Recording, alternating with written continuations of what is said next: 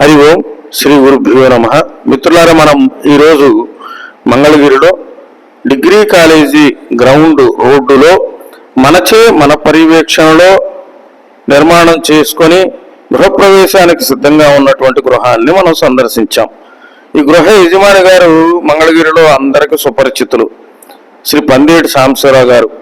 వీరు కాశీ అన్నపూర్ణేశ్వరి అన్నదాన ట్రస్ట్కి చైర్మన్ గారు. దాతల సహాయంతో ప్రతి అమావాస్యకు మన శివాలయం వద్ద సుమారుగా 4,000 మందికి అన్న సంతర్పణ చేస్తూ ఉంటారు. వీరు గృహ నిర్మాణం చేయాలని తలపెట్టినప్పుడు నన్ను సంప్రదించారు. చక్కటి ప్లాన్ ఇచ్చాం. మరి ఏదో చిన్న రేకుల షెడ్ వేద్దాం గురువు గారు అని అప్పుడు అన్నారు. ఆ తర్వాత అది డాబాగా మారిపోయింది.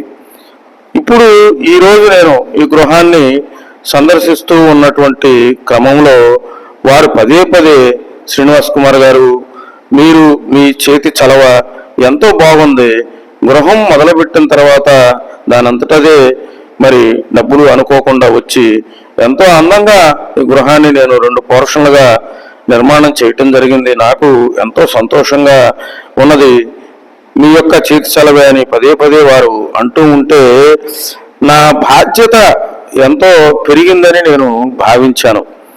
ఇది మన యొక్క గొప్పతనం ఏమీ కాదు, దైవ అనుగ్రహం. దేవుడికి వారు చేస్తున్నటువంటి సేవ యొక్క ప్రతిఫలం. నా రూపంలో మరి గృహాన్ని నిర్మాణం చేయించాడు భగవంతుడు అని నేను భావిస్తూ ఉంటాను. కాబట్టి మీ గృహాలను చక్కగా మీ జన్మ నామ నక్షత్రాలకు అనువైనటువంటి వాస్తు ప్లానుతో నిర్మాణం చేసుకోవాలి అనుకుంటే మన యొక్క సిద్ధాంత గారు మనకి ఎంతో అనుభవం కలిగినటువంటి వారు మనకి మంగళగిరిలో అందుబాటులో ఉన్నారు. వారిని సంప్రదించడం ద్వారా మీ జన్మ నామ నక్షత్రాలకు అనువైనటువంటి గణితాన్ని వారిచే మీరు మార్కింగ్ ఇచ్చుకొని చక్కటి గృహాన్ని నిర్మాణం చేసుకోవాలి. మీ అందరూ కూడా సంతోషంగా ఉండాలి.